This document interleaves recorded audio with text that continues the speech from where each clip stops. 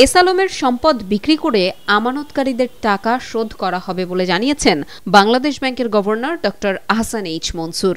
সেই কারণে তার সম্পত্তি না কেনার আহ্বান জানিয়েছেন তিনি। বুধবার বাংলাদেশ ব্যাংক কার্যালয়ে এক সংবাদ সম্মেলনে গভর্নর এসব কথা বলেন।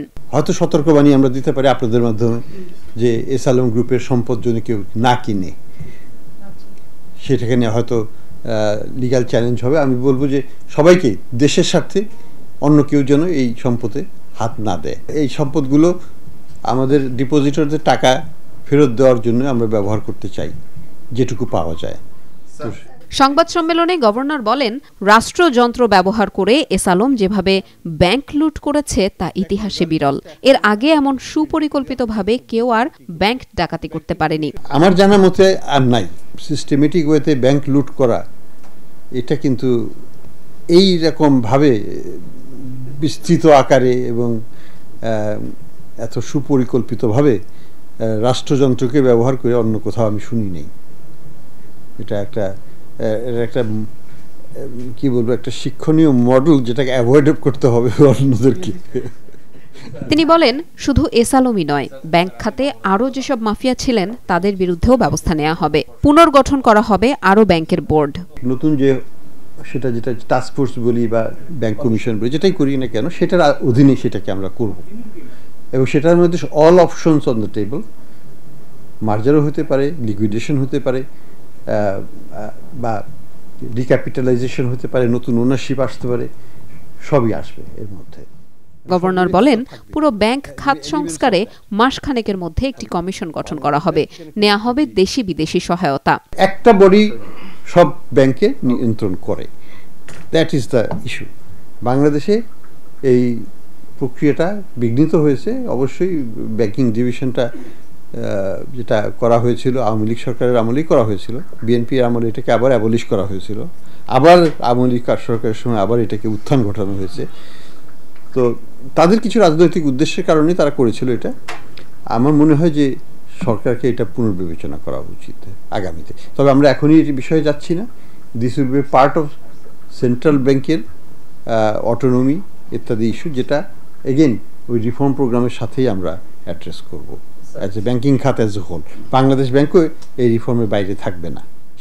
ইসলামী ব্যাংকের বিষয়ে গভর্নর বলেন, ব্যাংকটির নতুন বোর্ডকে কর্মপরিকল্পনা দিতে বলা হয়েছে। সময় মতো সেটি না দিতে পারলে আবারও পরিবর্তন আনা হবে বোর্ডে। আমি এক সপ্তাহ টাইম দিয়েছি যে আপনাদের কর্মপরিকল্পনা নিয়ে আসেন, আমরা এটাকে বিবেচনা করব। এখানে বসে থাকার সময় নেই, এখানে কাজ করতে হবে এবং সেন্ট্রাল ব্যাংকের সাথে কাজ করতে হবে। এখানে তাদেরকে কিন্তু এটা বুঝতে হবে যে এটা কিন্তু এখন সরকারি মালিকানায়, কাজেই সরকারের স্বার্থ দেখতে হবে। সরকারের স্বার্থ মানে হচ্ছে জনগণের স্বার্থ, মানে ডিপোজিটরদের স্বার্থ, সেটাই দেখতে হবে একমাত্র দায়িত্ব। এখানে অন্য কেউ মালিক নয়। আমরা বোর্ড দিয়েছি, দরকার হলে বোর্ড চেঞ্জ করব। মূল্যস্ফীতি নিয়ে তিনি বলেন, আগামী 6 থেকে 8 মাসের মধ্যে এটি সহনীয় পর্যায়ে নেমে আসবে।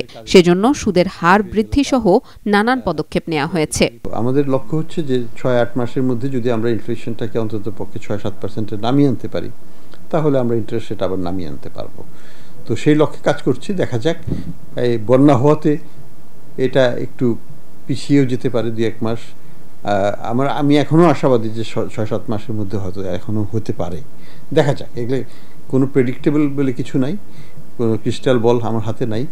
আমরা এভিডেন্স যখন আসবে সেটার ভিত্তিতে আমাকে পলিসি করতে হবে। রিজার্ভ আর কমবে না জানিয়ে গভর্নর বলেন, এখন থেকে ব্যাংকগুলোর কাছে আর ডলার সরবরাহ করবে না কেন্দ্রীয় ব্যাংক। আমাদের রিজার্ভ আর আমরা বিক্রি করছি না, একটাও না, $1 না। আমি আসার পরে $1 বিক্রি করা হয়েছে, হয়নি। তো দ্যাটস পলিসি শিফট নাম্বার 1। ফলে কমার কোনো সম্ভাবনা নাই, বাড়ার সম্ভাবনা আছে, কারণ কিছু না কিছু তো আসবে, আসলে আমরা কিছুটা বাড়াতে পারবো। আমানতকারীদের উদ্দেশ্যে আহসান এইচ মনসুর বলেন, একসাথে সবাই টাকা তুলতে গেলে কেউই টাকা পাবেন না। গ্রাহকের আমানতের সুরক্ষা দেয়া হবে জানিয়ে সবাইকে ধৈর্য ধরার আহ্বান জানান তিনি। আমরা সর্বাত্মক চেষ্টা করছি এই ব্যাংকগুলোকে আবার একটা সুদৃঢ় অবস্থানে নিয়ে যেতে, এবং সেটার মাধ্যমেই আমরা ডিপোজিটরদের টাকা এনশিওর করব। কিন্তু এই মুহূর্তে যদি সবাই তাদের টাকা তুলতে যান তাহলে কিন্তু একটা বিশাল ঝামেলা হয়ে যাবে। সেই জন্য আমার হচ্ছে যে আপনাদের মাধ্যমে ডিপোজিটরদের কাছে বার্তা দেওয়া যে যেটুকু টাকা আপনার প্রয়োজন সংসার চালানোর জন্য একেবারে এমার্জেন্সি, সেই বাইরে টাকাটা তুলতে যাবেন না, টাকাটা রাখেন, আস্তে আস্তে ব্যাংকটাকে ঘুরে দাঁড়ানোর সুযোগটা দেন, আপনার টাকা হয়তো আপনার পেয়েই যাবেন পুরোটাই।